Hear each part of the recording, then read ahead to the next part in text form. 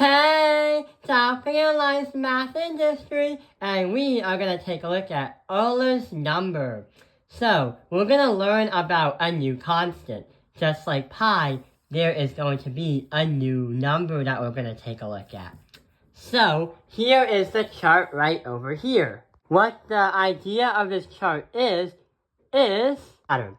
So last video, we've been doing the definitions of how many times something has compound. But we've also been learning about this formula on the bottom. What this chart shows is if you were to compound as many times as shown per year, what would happen? So annually, since it's just one time, it's just one. You would have earned $2 if you invested $1 into the bank. If you did semi-annually, meaning that it compounds twice a year and invest $1, you do the math for compound interest and you get $2.07. No, $2.70. Funny.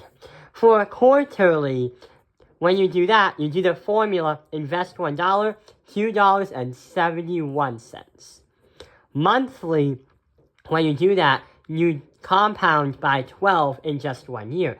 And you get this crazy decimal 2.718. So what it's trying to say is there's two things.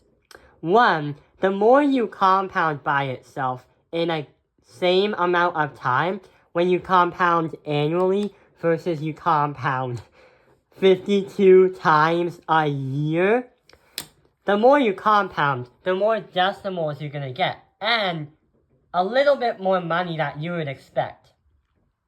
So if I were you, you can't really compound to get decimals because banks don't count decimals unless it's just hundreds, like cents. I would want it to compound quarterly than annually so I get a few extra cents. But not only that, there is a little pattern. Every time you go down the list, say 1, 2, 4, 12, 52, you're basically adding another decimal to the sequence. The sequence is 2, 2.7, 2.71, 2.718, 2.7182, and so on. So, if we compound more, the number of decimals, the number of digits is going to increase. If we take a look at the next one, where we say after hourly, we also show up every minute. And yeah, this is really, really messy, because the bottom, I'll show later. So every minute, when you do the math, this is how much you would be able to get when you invest $1.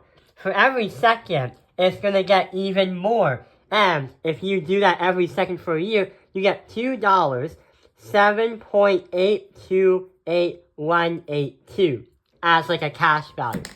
Therefore, there is something very, very cool about this. Therefore, we can say that there's some kind of letter E representing it. And it's going to equal 2.7182882. And not only that, I tried to calculate all the digits and write them down on a piece of paper. But since there are so many digits, I lost track and wrote the wrong numbers. And that's why I crossed it out. So, the E right here is called Euler's number.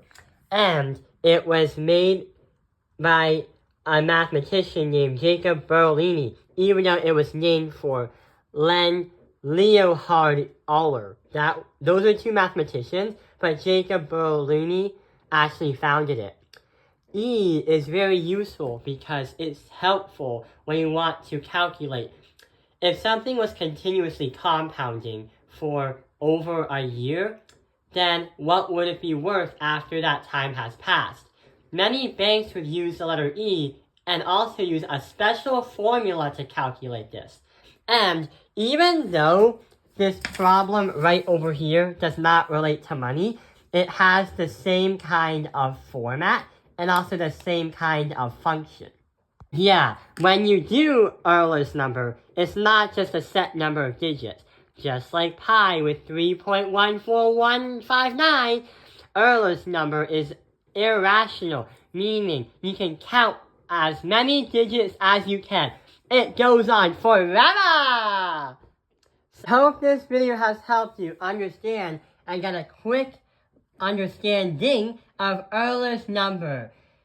Thank you for watching Top Airlines Math Industry. Like and subscribe.